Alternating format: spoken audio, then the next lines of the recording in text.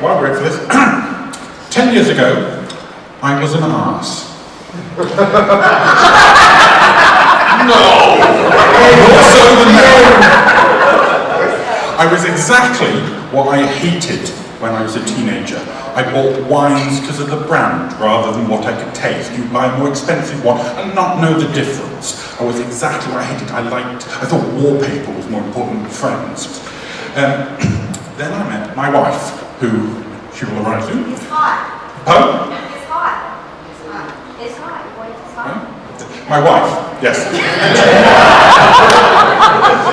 And she actually completely regenerated how I thought about things. And this is strange because I am about 7 years older than her. And you'd think that I'd lived on this planet longer, I should know better. I should know how things were. She was younger. Wrong. Her viewpoint was better than mine. She didn't have and still doesn't have the greys that afflict so many of us. She can see things clearly. She is an inspiration. Oh, wait a minute. Yeah. Oh, slide haircut. Never mind. They do. Never mind. There's another picture behind there, and I'll tell you about it in a minute. And she teaches me and reinforces that with me every day.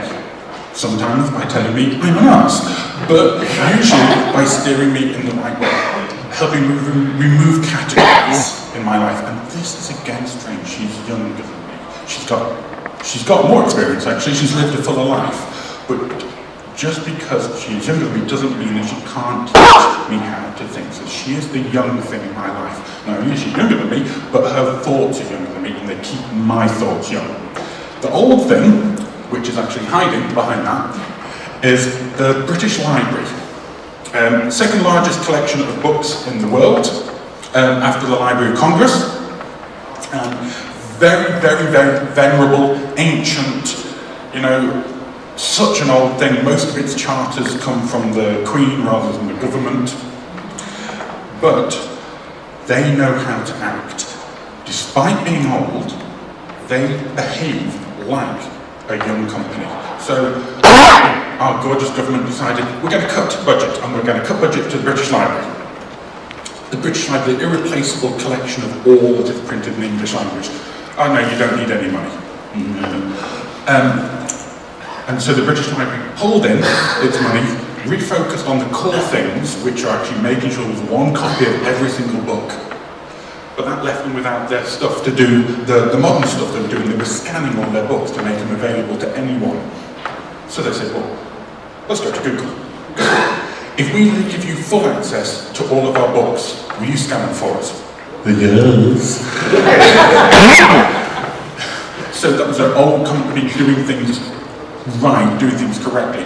They have been bullied by overseas agencies before because they have a lot of very old manuscripts. And when there was a war in Afghanistan, one of these agencies came to the British Library and said, we have approval from your government to look at these maps.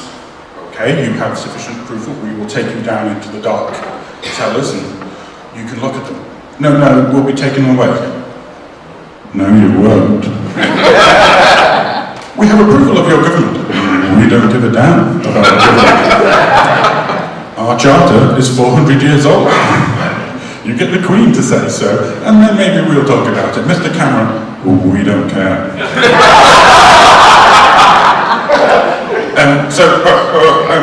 Well then, we'll look at them on site because the person that was escorting them said, yeah, they're right, they have the law.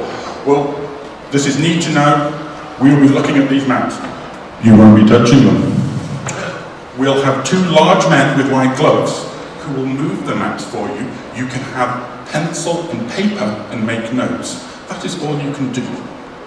This is a very old institution that still knows how to behave. It holds to its core values.